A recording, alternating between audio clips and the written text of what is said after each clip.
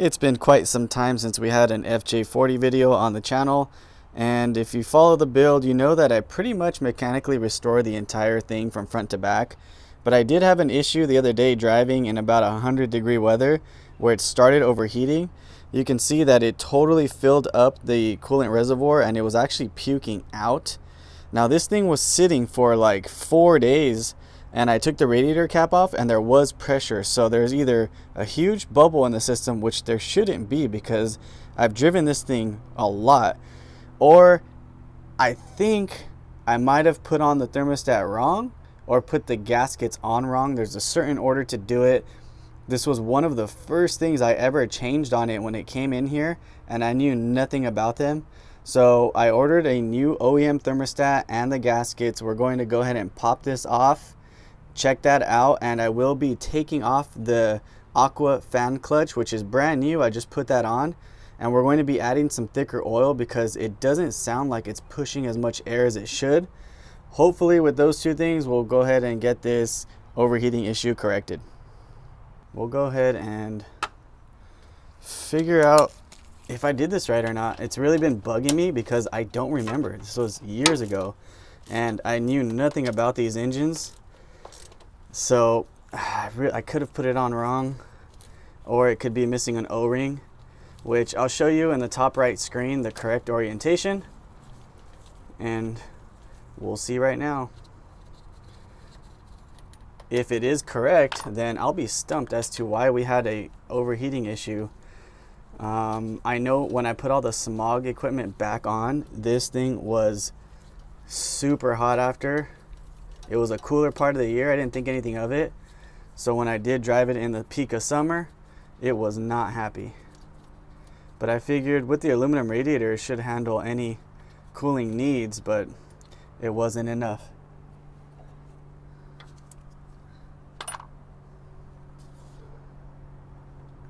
Hopefully we don't get any coolant loss. That's just a tiny bit.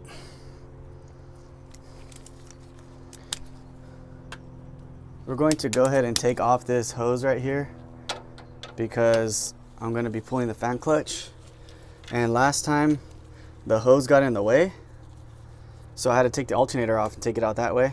But since we're breaking this open, I'm going to try to squeeze it out this way. That way I don't have to mess with the alternator again.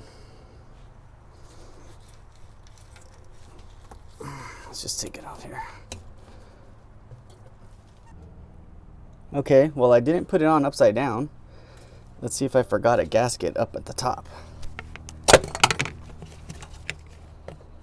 Wow, that is super weird, guys. It's got both gaskets and installed correctly. Huh. Okay, well what I'm gonna do is put the OEM one on because supposedly aftermarket gives problems no matter what you do. So we're gonna go ahead and put the OEM one on anyways and see if that makes any difference. I did get the OEM thermostat, OEM gasket. This was original, but we got a replacement here, so we'll see what happens. Now, along with the thermostat, I have a nagging suspicion that we might have a temp sender back here that is reading incorrectly.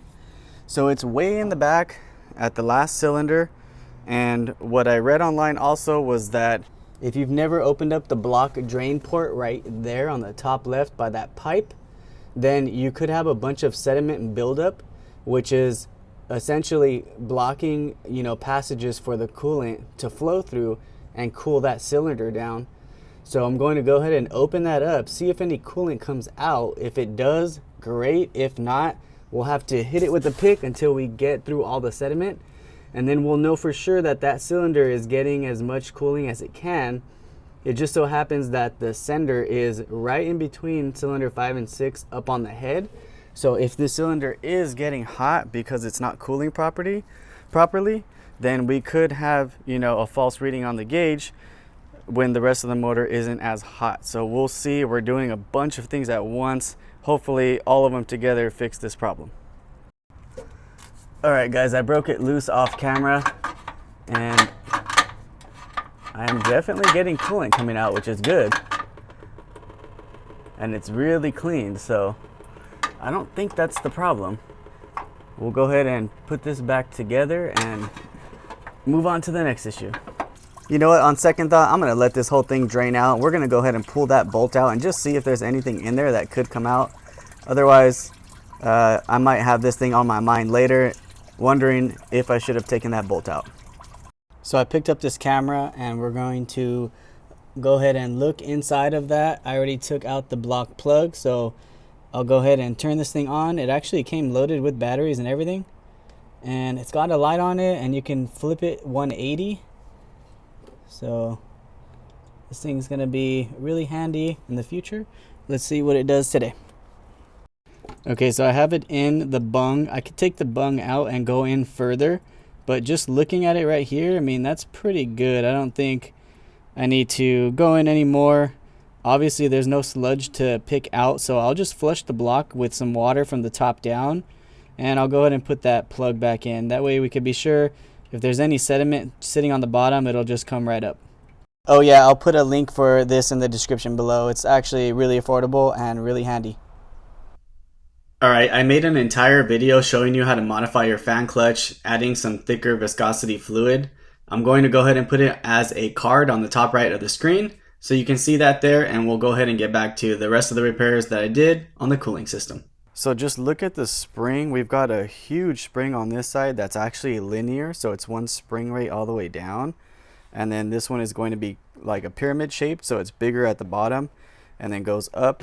Now off camera, I did press down on these pieces just to see how it felt, and this one actually kind of feels like it gets caught up. You could hear that pop. Where this one, if I do it with one hand the same exact way, I can't even do it with one hand, but when I do it with two, it's smooth. It feels way different. So I believe this was like 60 or 75 bucks with the gaskets. This one was like $15 or 20 bucks. Very big difference. We're gonna go ahead and drop that in and see if it fixes the problem. Okay, time to get this new OEM thermostat installed. I'm actually gonna put it down first. That's the right way to put it in. New OEM gasket. I'll put the part number for the OEM gasket in the description below. This is also another OEM gasket, which we need to place right there. And we'll get this thing put in and make sure it's seated all the way.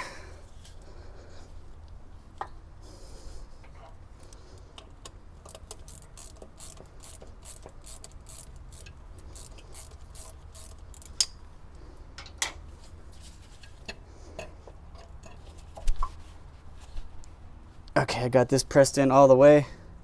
I'm gonna go ahead and rest this down. Bolt with a bunch of anti-seize.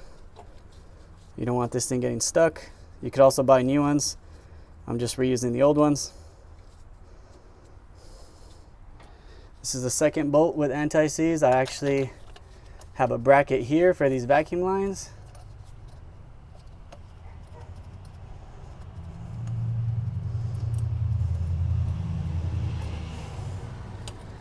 And last hose right here.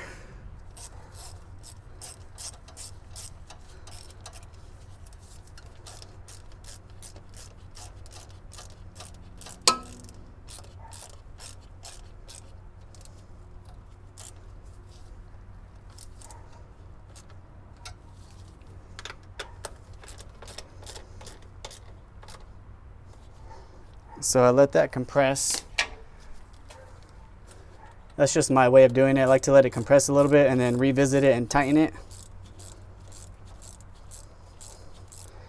Now these OEM clamps, these things look great, but I do have to keep an eye and look out for seeping.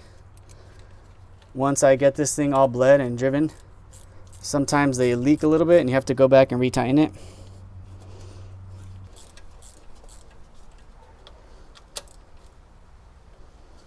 Okay. We'll go ahead and torque these down a little bit. I'm sure there's an exact torque, but you could just do a good feel for it or look it up. I've never really needed to. And I've had this off a few times. So just feel for that gasket to stop crushing and the two halves to meet. And we'll go ahead and get this reinstalled.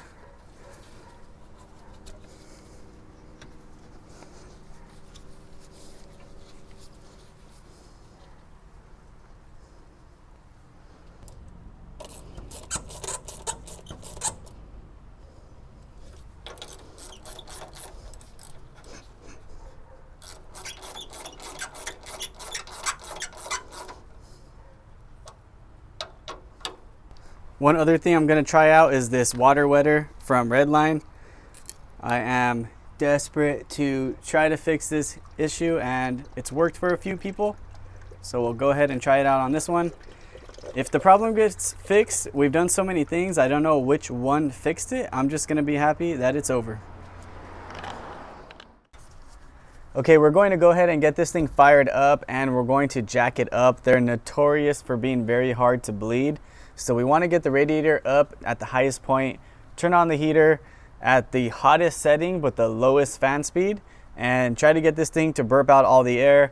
Hopefully at that time we also hear that fan hitting way harder than it did before.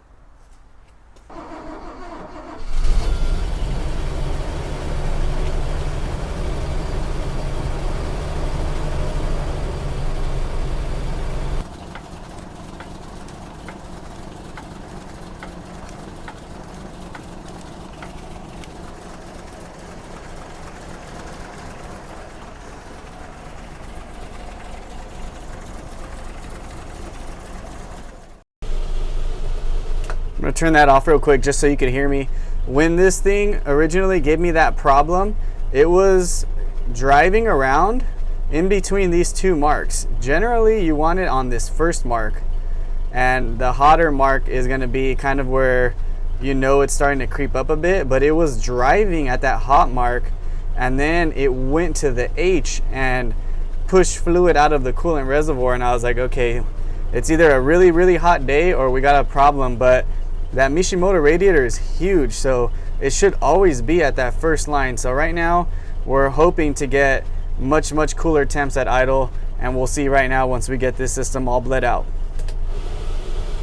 Oh yeah, one thing I forgot to mention, this is the rear heater. It's actually one of the very few options you can get when you purchase an FJ40 brand new. And this is literally a radiator right here. You can see these hoses, they go all the way up to the heater core that goes out to the firewall. So there's literally coolant running all the way back here, and we're trying to bleed all that out. And there's also another heater core in here for the front heat. All right, we've been idling about 20 minutes trying to figure out what the heck is going on here, and I think I'm on to something. Now, right now, this is telling me that the radiator is really cool. I mean, the hoses are not too bad. It cooled down from 180 because I popped the hood open, but I did that because right here,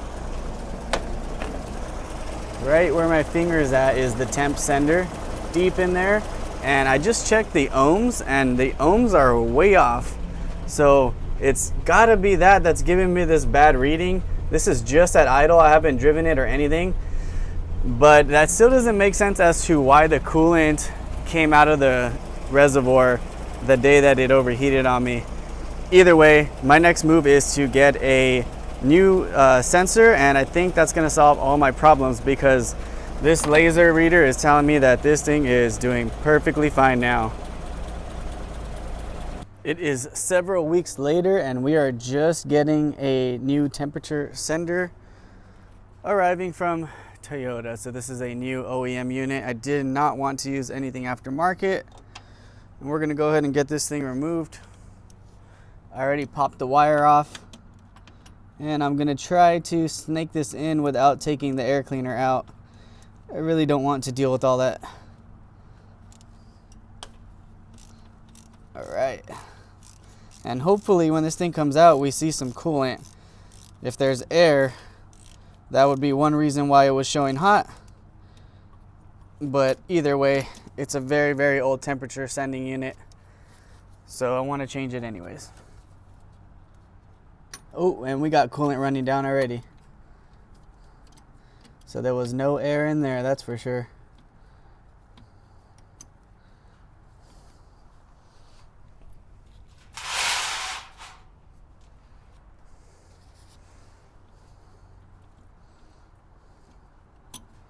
Hopefully we don't lose a whole lot, because that's all brand new. Oh yeah, it's coming out. And just look at this thing. I can't imagine that it was reading right. We'll see.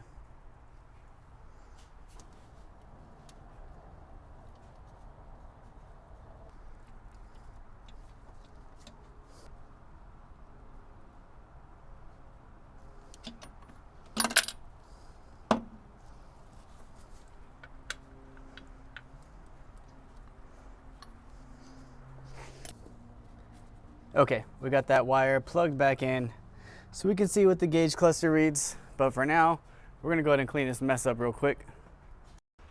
Okay, we're gonna turn this thing on right now, but just a quick recap. We did the fan clutch mod. We just changed out the coolant temp sensor, and we did an OEM thermostat, flushed all the coolant, checked and made sure that the drain and the block was not clogged. And we're gonna try to do this one more time and see what happens.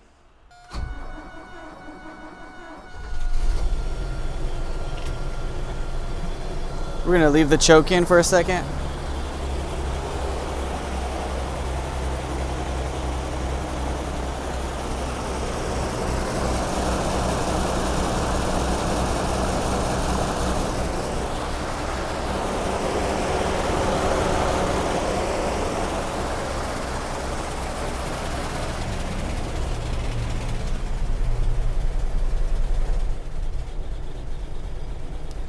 We're at halfway choke right now.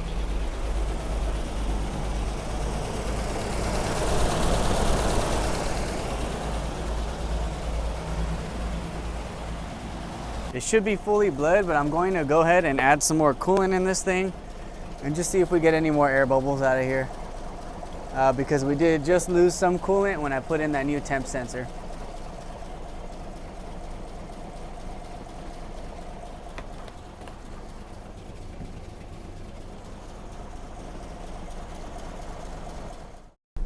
All right guys, we've been idling about 20 minutes. The hood is open, but even with the hood open, we were almost hitting that second white dot, which you don't want to be around there. And that was just sitting at idle, and even moving on the freeway, it was really close to that second line. So right here, we're in a much better position. I'm thinking that sensor might have been the problem the whole time, but either way, it doesn't matter. We went through the extra effort, made sure everything was perfect, and now we know we've got everything back in working order. Anyways, catch me and Tiger 40 at Japanese Classic Car Show in Long Beach on October 11th. We'll be there bright and early.